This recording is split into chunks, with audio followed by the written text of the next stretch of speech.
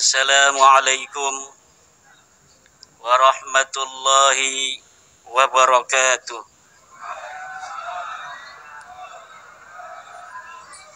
Hamdan lillah, salatan wassalaman ala rasulillah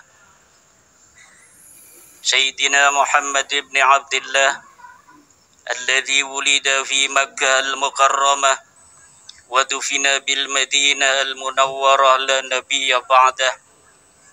Ya Hayyu ya Qayyumu ya Hannanu ya Mannan ya Dayyanu ya Sultan ya Dzal Jalali wal Ikram.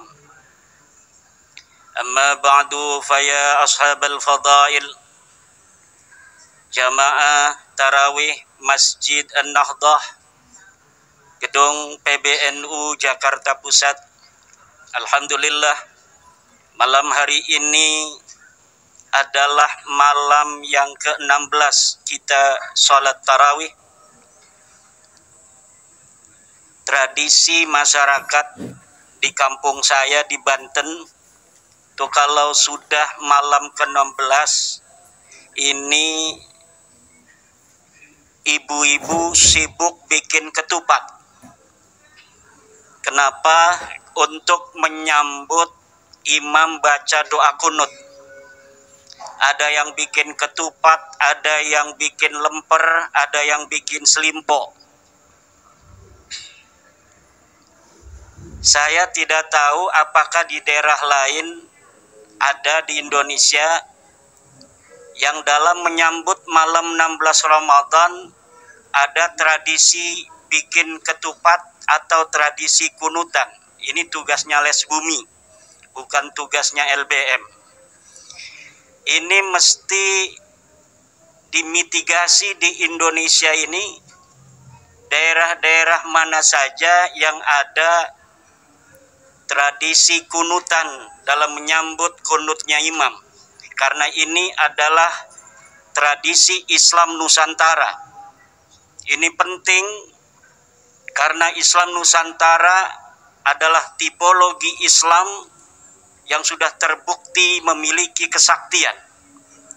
Tipologi Islam yang telah terbukti memiliki imunitas komunal di dalam menjaga dirinya dari serangan budaya-budaya asing.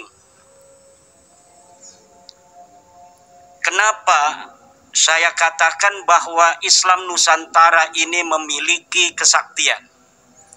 Karena Islam Nusantara ini dibangun oleh para wali songo, ditopang oleh kerajaan Majapahit Islam atau Kesultanan Demak. Tapi ketika Kesultanan Demak itu hancur, tradisi-tradisi Islam Nusantara tidak ikut hancur. Kita dijajah ratusan tahun oleh Belanda. Tapi ketika Belanda pergi, tidak ada budaya-budaya Belanda diasimilasi dalam tradisi-tradisi keagamaan Islam Nusantara. Bahkan posisi ulama-ulama Nusantara hubungannya dengan Belanda adalah posisi oposisi diametral. Tidak ada ulama-ulama Nusantara yang mau bekerja sama dengan Belanda. Tidak ada ulama-ulama Nusantara yang muktabar yang mau jadi mufti Belanda. Makanya pangkat mufti Belanda diberikan pada imigran Muslim lainnya. Tidak ada budaya-budaya di dalam tradisi keagamaan Islam Nusantara yang ada kaitan dengan tradisi Belanda. Ulang tahun Ratu Wilhelmina, pesantren-pesantren, para kiai-kiai zaman itu tidak ada yang mau ikut instruksi Belanda untuk mengadakan ulang tahun Ratu Belanda. Tidak ada destinasi-destinasi ulama-ulama Nusantara, basic pesantren yang mengadakan ulang tahun Ratu Wilhelmina. Inilah bapak-bapak, ibu-ibu sekalian yang saya katakan bahwa Islam Nusantara sebagai sebuah konsep yang dimunculkan Nahdlatul Ulama 2015 memang telah terbukti memiliki kesaktian-kesaktian dan imunitas komunal. Bahkan tahun 1927 Muktamar NU itu masih mengambil sebuah keputusan Muktamar bahwa menggunakan dasi, celana panjang, jas itu hukumnya haram. Kenapa haram? Karena ini tasyabuh dengan Belanda. Ini adalah upaya perlawanan dari kalangan Nahdliyin ketika itu kepada hegemoni penjajahan Belanda. Tahun 40-an Kiai Wahid Hasyim mendobrak keputusan itu. Beliau menggunakan jas, menggunakan dasi, menggunakan celana panjang. Ansor-ansor kita pada ikut Kiai Wahid Hasyim. Akhirnya pada Kombes di Kudus Ansor, itu Kiai Asnawi Kudus marah-marah di arena Kombes karena anak-anak NU yang dari Ansor pakai celana panjang. Setelah merdeka tahun 50-an, Kiai Saifuddin Juhri bertemu dengan Kiai Asnawi Kudus. Dalam keadaan Kiai Saifuddin Juhri menggunakan jas yang rapi, dasi dan celana panjang. Ketakutan Kiai Saifuddin Juhri, jangan-jangan nanti saya dimarahin lagi. Kayak seperti Kombes Ansor tahun 38 itu. Ternyata kata Kiai Asnawi Kudus, dulu saya haramkan menggunakan dasi, jas dan celana panjang karena tasabuh bil kufar, tasabuh dengan Belanda. Kalau sekarang menggunakan celana panjang itu bukan tasabuh dengan Belanda, tapi tasabuh dengan Kiai Wahid Hasyim dan Insinyur Soekarno.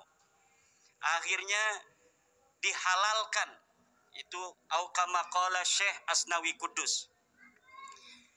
Setelah merdeka pula, ajaran-ajaran Nahdlatul Ulama yang merupakan kristalisasi pelembagaan dari ajaran-ajaran Wali Songo yang kemudian di 2015 kita kenal juga dengan istilah Islam Nusantara, telah mampu beriringan dengan Pancasila dalam menciptakan bangsa dan negara Indonesia dalam ketentraman yang tiada tara.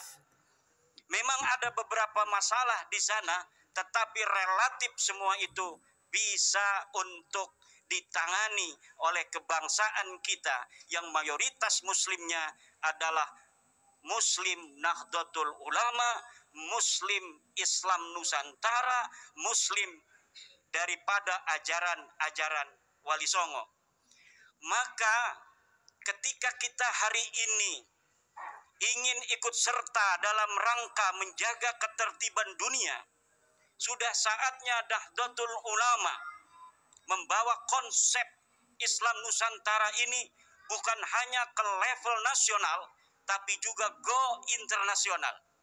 Sudah saatnya Nahdlatul Ulama tablighu mafahimi Islam Nusantara ila jami'i anha'il alam, untuk menyebarkan konsep Islam Nusantara ini ke seluruh semesta raya. Kita ajak seluruh agama-agama di dunia agar mempunyai konsep yang sama dengan Nahdlatul Ulama, yaitu dasar tawassut, tawazun dan i'tidal. Dan kita ajak seluruh konsep-konsep dasar negara di dunia ini untuk mengikuti konsep dasar Pancasila, di mana seluruh agama, seluruh etnis dan suku di dalamnya dilindungi oleh bangsa negara itu sendiri. Banyak orang atau kelompok komunitas yang ingin membangun peradaban di dunia ini. Yahudi mempunyai konsep protokol Zionis. Dia ingin mengembangkan peradaban dunia menurut konsep Yahudi. Saudi, dia memiliki mafahim al-Wahhabiyah, bagaimana peradaban dunia Islam dibentuk di dalam tradisi-tradisi Wahabi. Lalu Nahdlatul Ulama ketika kita ingin berperan di dalam membangun peradaban dunia ini, konsep apa yang kita miliki? Konsep yang kita miliki adalah konsep Islam Nusantara.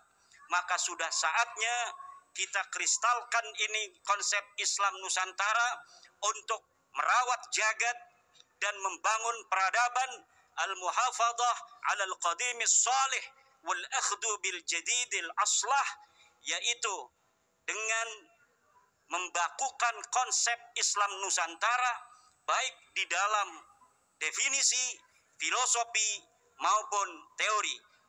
Kita berdoa mudah-mudahan Nahdlatul Ulama semakin memberikan manfaat di dalam peradaban dunia ini dalam menciptakan keharmonisan dan perdamaian di tengah-tengah dunia. Demikian, wallahu huwal muwaffiqu ila aqwami thariqin. Wassalamualaikum warahmatullahi wabarakatuh. Soalnya nek ora ono wong delok ya ora ono hasil.